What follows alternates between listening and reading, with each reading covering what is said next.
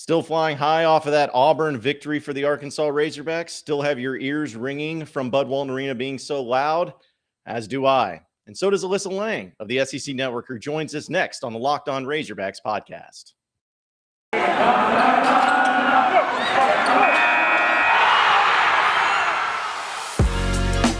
You are Locked On Razorbacks, your daily podcast on the Arkansas Razorbacks, part of the Locked On Podcast Network, your team every day. And welcome into the Locked On Razorbacks podcast. I am your host, John Nabors. I am also the host of Out of Bounds. You can catch every weekday afternoon from 1 to 4 on 103.7 The Buzz and 103.7thebuzz.com. Have a very special guest on this Friday edition of the Locked On Razorbacks podcast. Even though that Auburn game happened a few days ago, people are still talking about it here in the state of Arkansas, and someone who knows all about that game and was right there in the middle of it is Alyssa Lang of the SEC Network, and she joins us now on the podcast. And Alyssa, first off, I'm so glad that we were finally able to make this happen because we had this cat and mouse game of trying to get you on the podcast. But second off, hopefully you can hear me okay. Hopefully your ears aren't ringing too bad still on this Friday, even though that game was Tuesday. But we appreciate you joining us. Yeah, thank you so much for having me. I know we've been trying to happen for so long, it feels like, and I'm glad we've finally been able to. I'm not going to lie.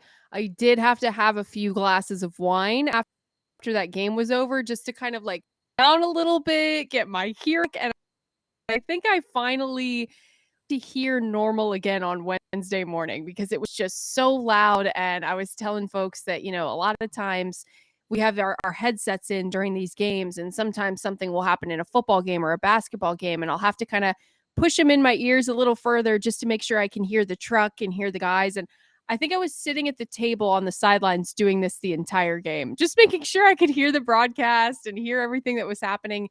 It was so loud, but I knew that was going to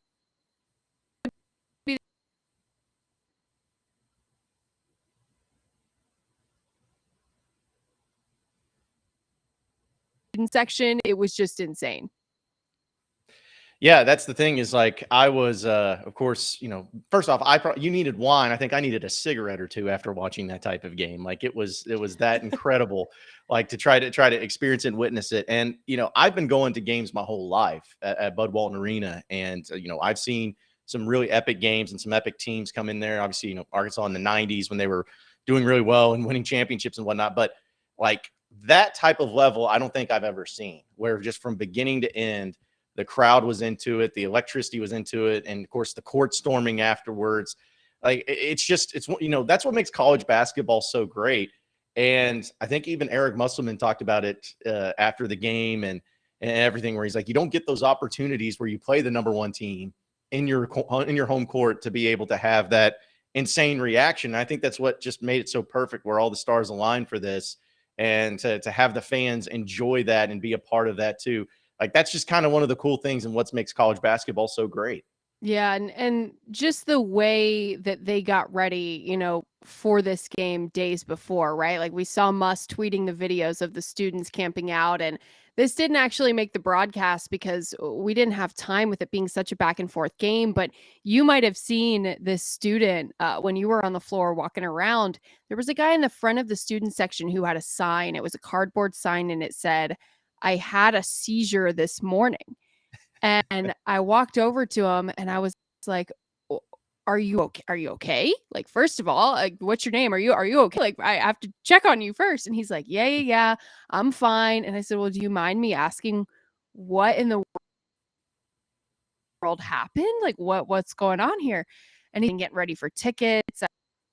I was outside the arena and I don't think I was sleeping enough. I don't think my body was, being filled with the fuel that it needed to keep going. And I was in class this morning, and next thing I knew, I started feeling kind of funny. And then I woke up in the hospital, and I was like, well, and you're good now? You were in the hospital this morning? And he's like, yeah, they cleared me. And they basically just said, like my body kind of shut down from not treating it right and not putting the right stuff in it that I needed. And they cleared me and they gave me what I needed. And, at this point it was game time. So I had to come to the arena, and I'm looking at him like, you're insane.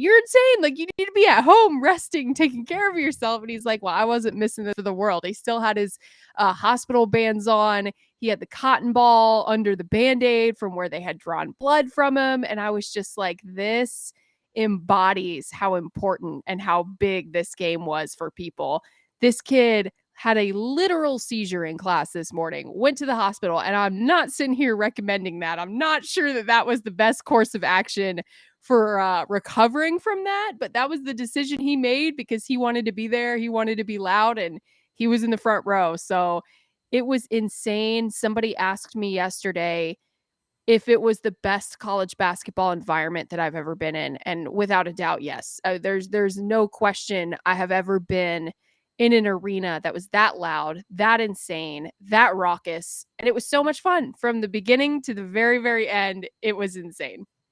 Well, and see, that actually led me into what I was going to ask you next. Is just, comparing it to a lot of different atmospheres, because I know you've been in a lot of crazy atmospheres and different arenas in college basketball, especially too. And that's where I try to tell people, because I talked to a few of people that I know, like in Kentucky sports media and who work for Kentucky sports radio, and I was trying to tell them, like, if they haven't been to Bud Walton Arena, they're like, hey, it looks crazy on TV, and how loud is it? And I'm like, I can't describe how it is. And see, that's why I like hearing it from you, because the only arena I know is Bud Walton Arena. Like, that's the only one I've grown up in.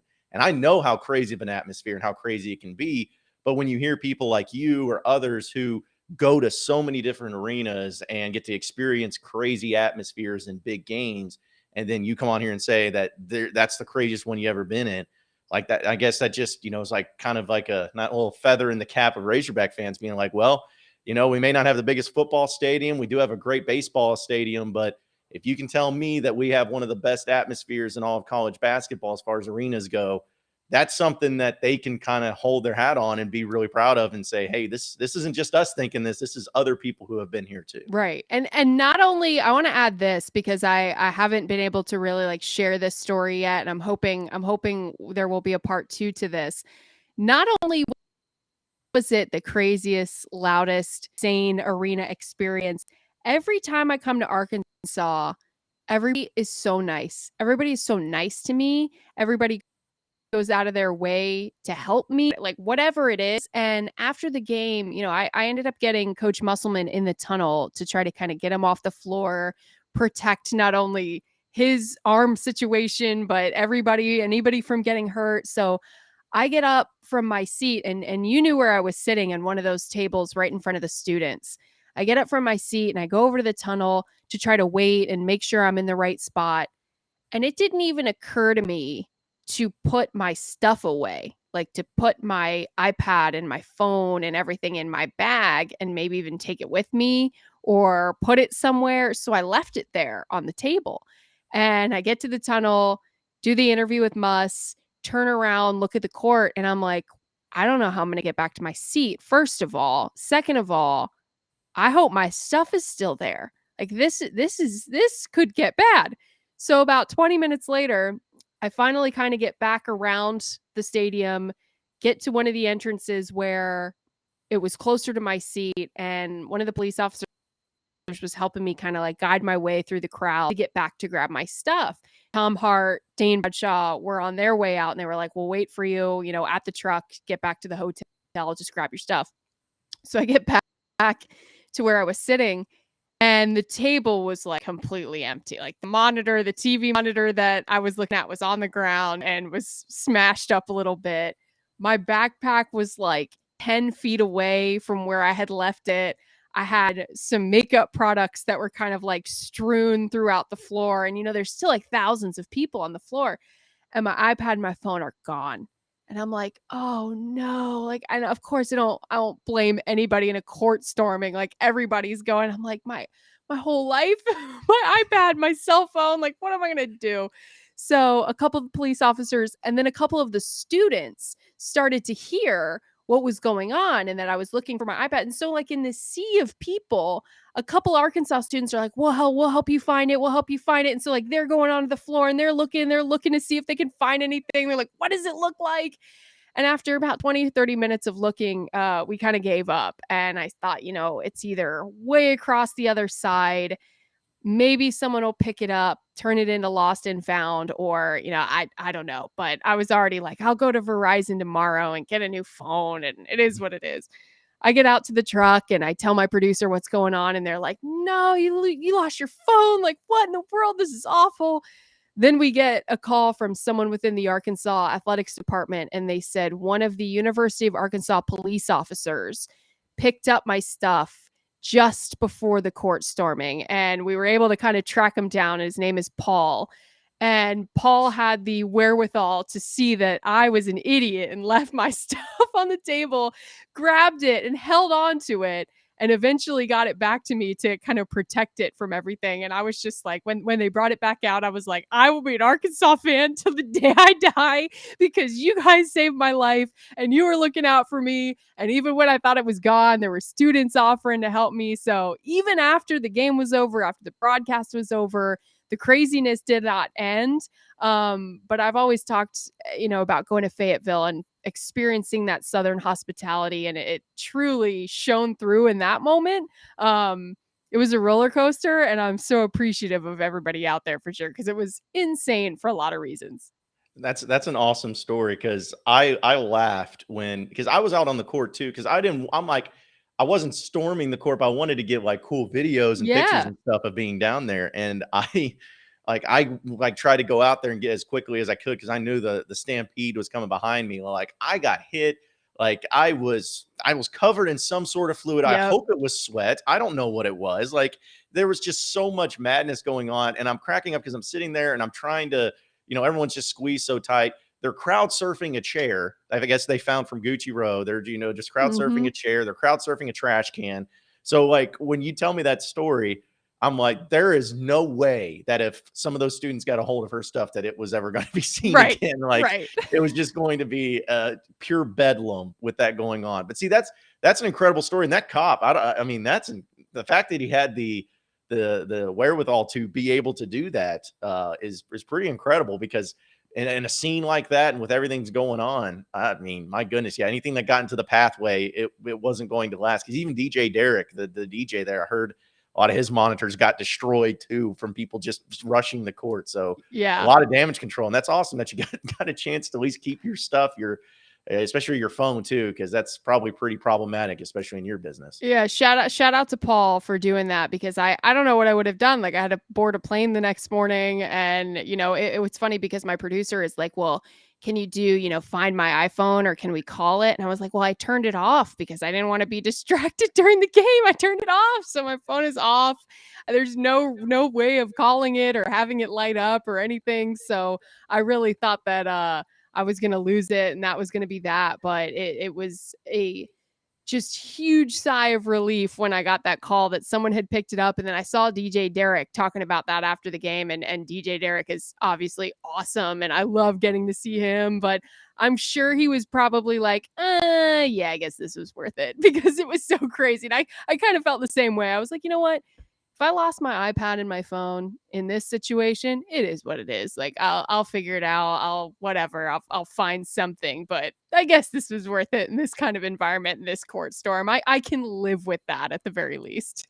Yeah, it's an experience you'll never forget and one you can always feel good about too. And we'll continue this discussion with Alyssa Lang here on the Locked On Razorbacks podcast here in just a second. But first, I got to tell you about BetOnline and how it has you covered all season long with more props, odds, and lines than ever before.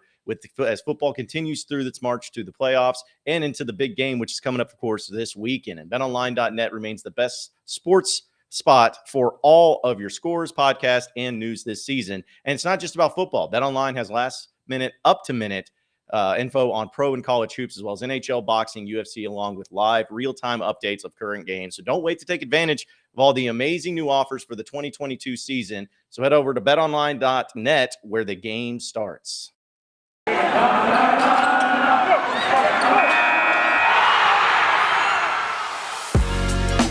You are Locked On Razorbacks, your daily podcast on the Arkansas Razorbacks, part of the Locked On Podcast Network, your team every day. All right, so Alyssa Lang of the SEC Network is our guest here on the Locked On Razorbacks podcast. And Alyssa, obviously we talked about the insane atmosphere of Walton Arena, how much fun it was.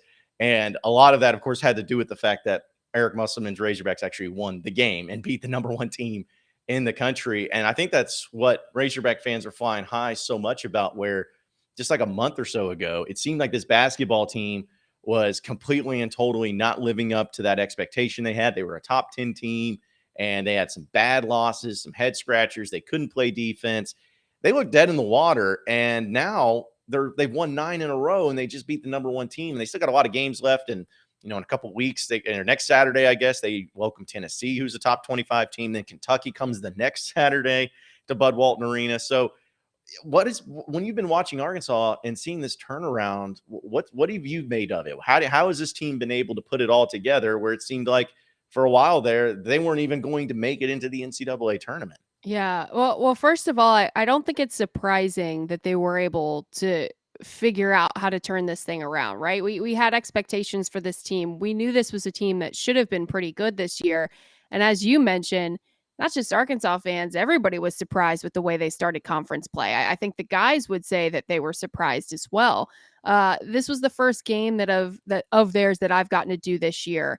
And I will say, just from being at shoot around and experiencing some of the things that they were going through and some of the things that they were talking about, the discussions that were had before this Auburn game, being able to talk to some of the players, it just felt different. And being able to talk to some of the guys about, well, what is the biggest difference from what was happening at the beginning of the season to what was happening now? And how did you guys get over that? A lot of it sounded like it was really just a mental, we're not happy with this. We're not happy with this, and we're the only ones who are going to be able to change this. We know what we're capable of. Why are we not able to put this together? And a lot of hard conversations and soul searching in that locker room to say, okay, what do we need to do to get back to where we want to be? And as soon as they did get back to that place, they haven't left that place, right? They've only gotten better and better and better. And you talk about confidence being such a big thing in this league. Confidence is one of those things that, we get on TV and we talk about, well, which team, believes they can win and which team is showing up thinking they can win. And sometimes people roll their eyes a little bit and they're like, well, okay, that's maybe not the biggest deal in the world. But in this league, it really is. And experiencing a must shoot around, experiencing everything that the guys were doing on Tuesday morning to prepare for this game. I had never, and I haven't been to shoot arounds for, every college basketball team in the country or even in the SEC at this point, but I had never experienced a shoot around that was so intensely organized. I mean, from having things taped on the bottom of the basket to on the bench to everywhere having everything written down as far as what we need to do. And then Muss reiterating that in the middle of a drill, stopping a drill and saying, okay, we know that this guy's going to try to do this. Why are we not doing this? You need to be doing this. Do not forget that this is what needs to be happening. Talking to JD Note, during shoot around, I kind of talked to him about those same things. How are you guys able to get on the same page and play your best basketball? And they talk so much about how much this team loves each other and the communication that they have with each other, everybody knowing their roles, but everybody being unselfish as well. And I really experienced that every time I would walk over to the Arkansas huddle during the game, during the Auburn game, when things were going well, guys are on each other and guys are getting on each other about, okay, like, let's capitalize on this. Let's go on a run. JD, you keep doing this. Jalen, you keep doing this. And really talking to each other when Auburn's closing the gap in the first half. And when it becomes more of a game in the second half, same thing, very vocal, Muss getting on guys. It's very consistent. At least it was on Tuesday, from shoot around to the game to every timeout that I was in it. The consistency is there, which is why this isn't surprising that now that they've got on this winning streak, that it's continued. I think my favorite part of Tuesday was when Coach Musselman wrapped up shoot around on Tuesday morning. And at the very end, he gave an emotional speech to the guys as far as, I don't care who it is. I don't care who's coming to play here. You will not be afraid of these guys. You should not be afraid of anybody. You've worked for this. We have a game plan. Everybody knows what they're supposed to be doing. Do not be afraid. And we were sitting there, Tom, Dane, and I are looking at each other going, oh my God, we got chills over this. Like, this is amazing. And of course, he was a little more animated than what I repeated just now, knowing Muss. But that was the way they played. And he's gotten them to believe that. And they believe that they're fearless and they're talented and they know what they can do. And it was really cool to see that come to fruition against Auburn on Tuesday night and see if they can capitalize on some of that momentum and that confidence throughout the rest of the season. Well, see, and that's what Razorback fans maybe don't have a chance to be able to see is they know that he's a very intense guy. They see some videos, they see him animated on the sidelines, and obviously his social media presence is very high. Like they see those elements of it, but when it comes to the actual basketball side of things, they'll see a clip here and there of how he, will say, hey, we're doing this or whatever. But I think that just from what I've seen and from what the kind of like what you were just talking about in that story, is Muss has an idea in his head of how everything needs to go, and he knows how to win. And it's just a matter of finding that consistency too. But it's almost like he treats it in a way of like an NBA team, and where it's extremely organized and it's an extreme emotion and getting after them and pushing them. But it's also a matter of letting the players kind of be their own type of player and let them be their own, whether it's, what shot do you want to take? What are you seeing? What are you comfortable with?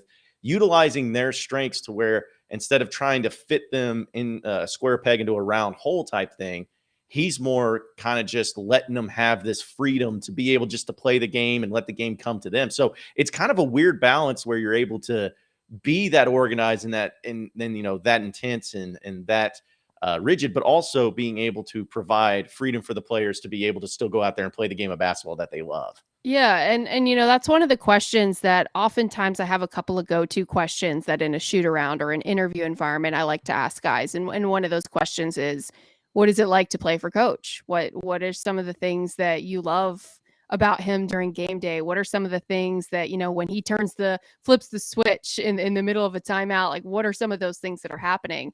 And JD, sat there for a second and thought about what I was asking. And he said, he's just really good. He's just really good. He just knows the game.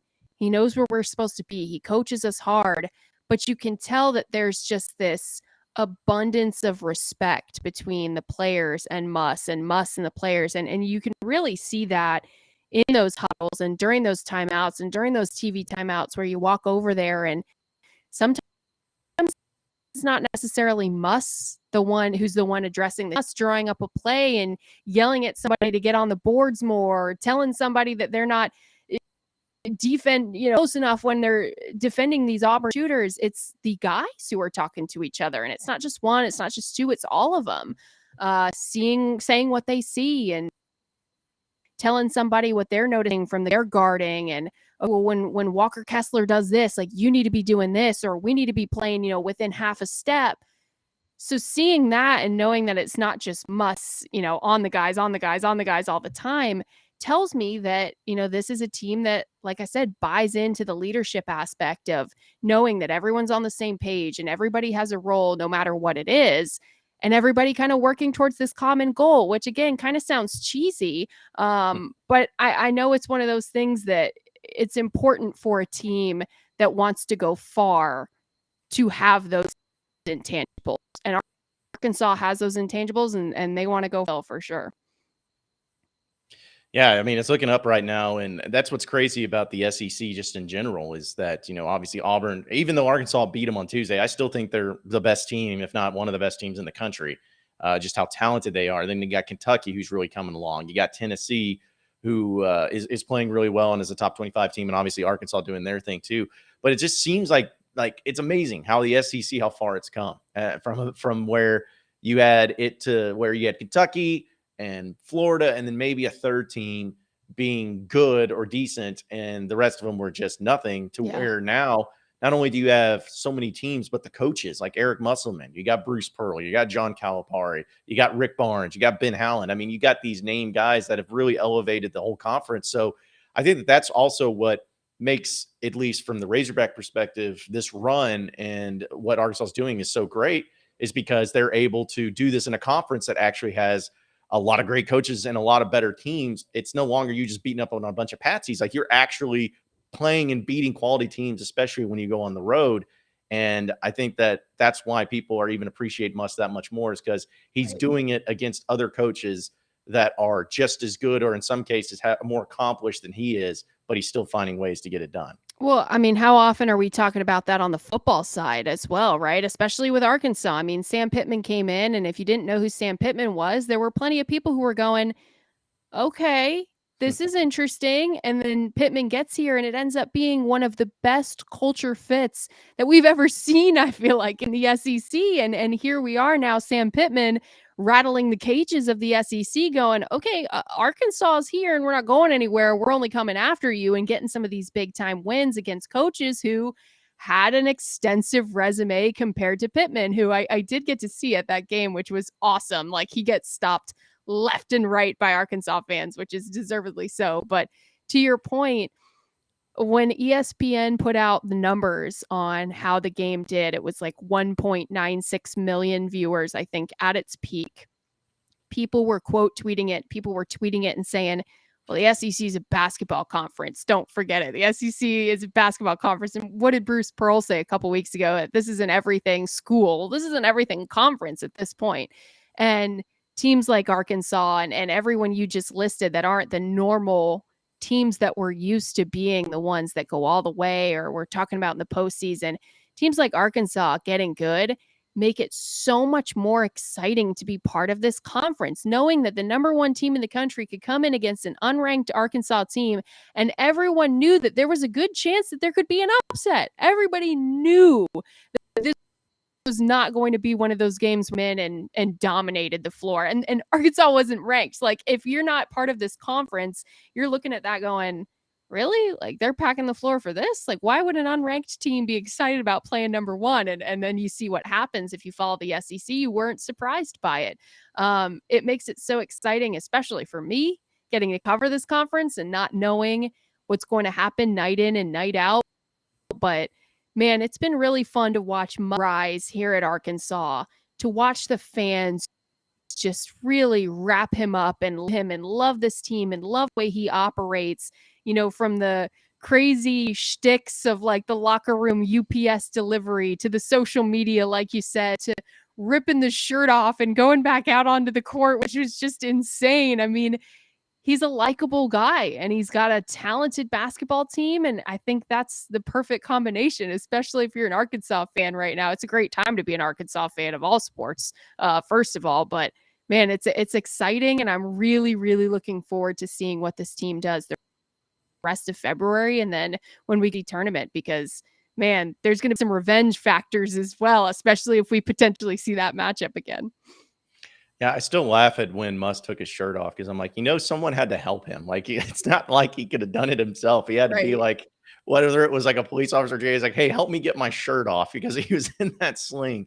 So I'm like, that just goes to show you that, like, would other coaches have done that? Maybe. But the fact that he's sitting there in a sling and he had made a promise to the students that he had to take his shirt off, and he had somebody over there help him get his shirt off. And then he got it back on in time for the press conference and everything like that. It was just, And it I don't know, happened so fast. Like Yeah. it happened so quickly. Like, we finished our post-game interview.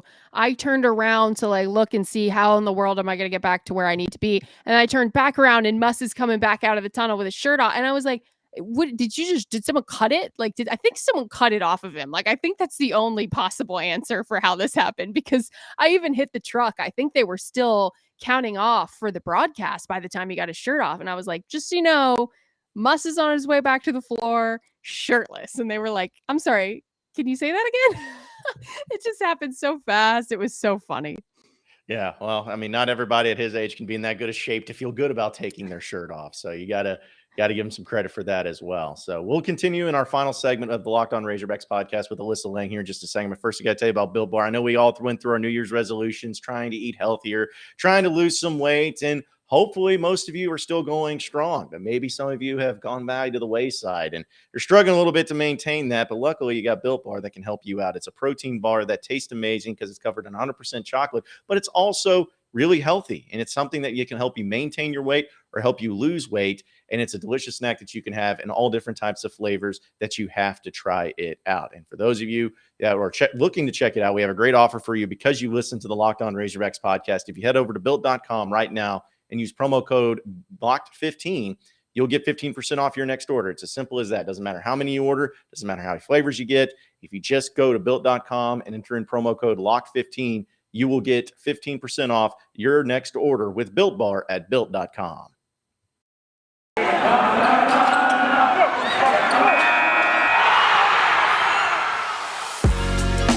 You are Locked On Razorbacks, your daily podcast on the Arkansas Razorbacks, part of the Locked On Podcast Network, your team every day.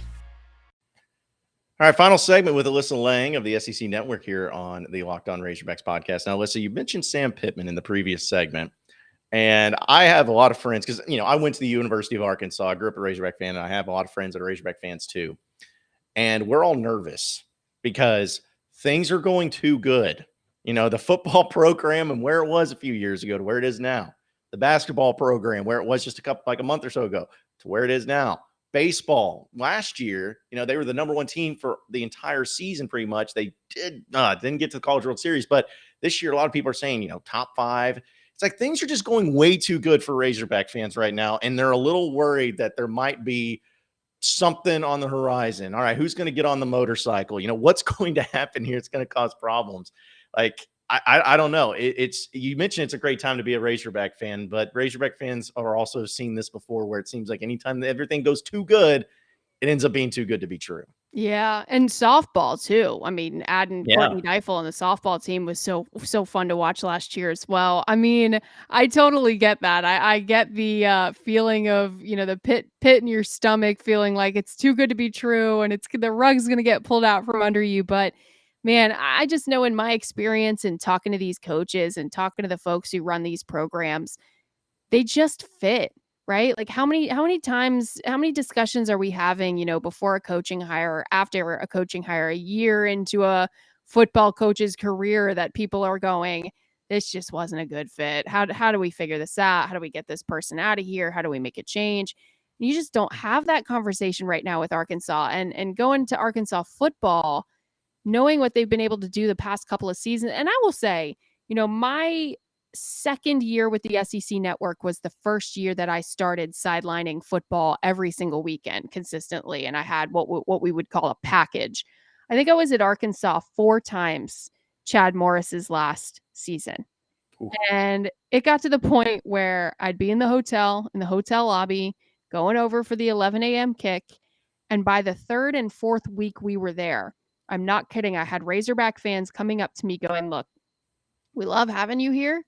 We're going to the game today, but who did you upset to have to come cover our game for the 3rd week in a row? And I was always like, I'm happy to be anywhere. Truly, like I'm happy to be on the sidelines of any field. I don't think I upset anybody, but like it's going to get better. Like I promise it's going to get better. And they were just like every week it felt like they were joking with me, like, well, we don't want you to have to be here. Like our butts are in the seats because we're loyal Razorback fans, but like we hate that you have to be here and watch this. So then watching, from that year to now, I was interviewing Western Kentucky's head coach on Arkansas's field after beating Arkansas at home a couple of years ago. Like that, it's insane thinking about that moment and thinking about where we are now, beating Texas A&M, knowing the excitement surrounding this program is just so fun and the momentum that they have right now. I think the biggest thing for the football side that's been the most impressive, especially over the last couple of months of this offseason, is the fact that Coach Pittman's been able to retain his staff, right? Like he's been able to keep these coordinators. And like you said, sometimes when you start to have that feeling of everyone's doing well and everything's going well, what's about to happen? Well, what's about to happen is your coaches are about to get poached. Your coaches are about to go get hired somewhere else, and your coordinators are going to get taken. And the fact that he's been able to keep everybody there makes me so much more excited for now year 3 and what this is going to look like under almost now full recruiting cycles of Sam Pittman and almost an entire team of Sam Pittman's players and the players that they're getting there. I think the future is so bright. I think the confidence level and the guys that left this team, the Grant Morgans of the world who wanted to leave the impression of the blue collar Razorback mentality on this team, I think that is set in stone in that locker room. And I think it's only going to get better and better for this team. We talk about the SEC East right now, who's going to be that number 2 squad behind Georgia, who's going to be the next one to step up.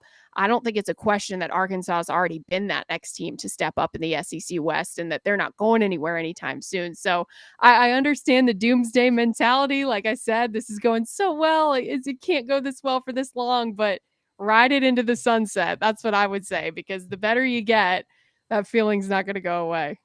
Yeah, they're enjoying it while it lasts, and hopefully it lasts for a very long time. Hopefully it's different this time around. So, but of course, before we let you get out of here, I got to ask you, because I know that on social media, you have, at least last I checked, you have said that you're a pretty big Marvel fan, like the movies and everything, even Yeah. so much so that you have your dog who is named Marvel. So, Yep.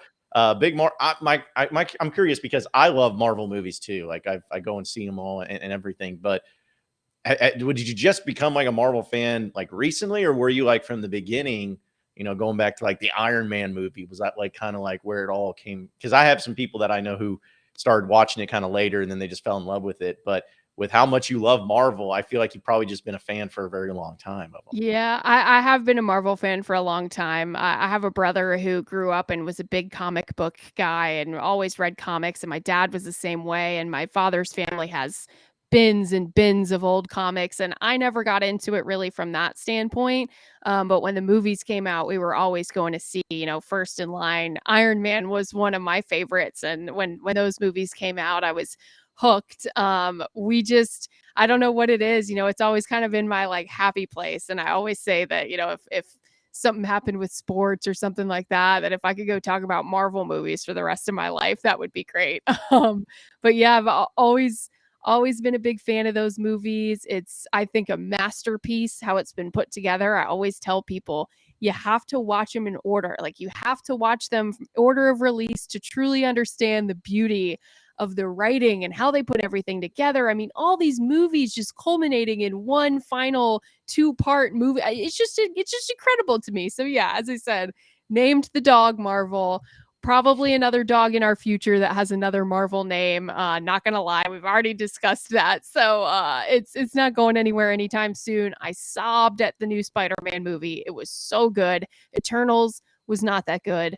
I will stand by that. I can still criticize Marvel while also loving Marvel, but Spider-Man, one of the best Marvel movies of all time. If you haven't seen it yet, you need to, for sure. Yeah. Yeah, I agree, because like I don't know, because I also love the like to not to have a spoiler alert, but if you haven't seen it yet, that's on you. Like the Tobey Maguire and Andrew Garfield angle was pretty awesome too. So Oh, yeah, so good. yeah. And I was trying to think of like because I have, again, friends of mine that we talk about this all the time. We debate like our favorite Marvel movies of the MCU, and like I don't know, like do you have that, like do you have like a top 3, or is it something to where you're one of those? It's like, oh, I love them all, and they're just so equal. Like, do you actually have a list of which ones you love the most? So I took a quiz. There's some quiz online that literally will go through every single one of the movies. And it basically gives you 2 different movies at a time, and you have to pick each one. And somehow the algorithm basically then puts your ranking of the movies in order. And whenever I ask people the same question, I say that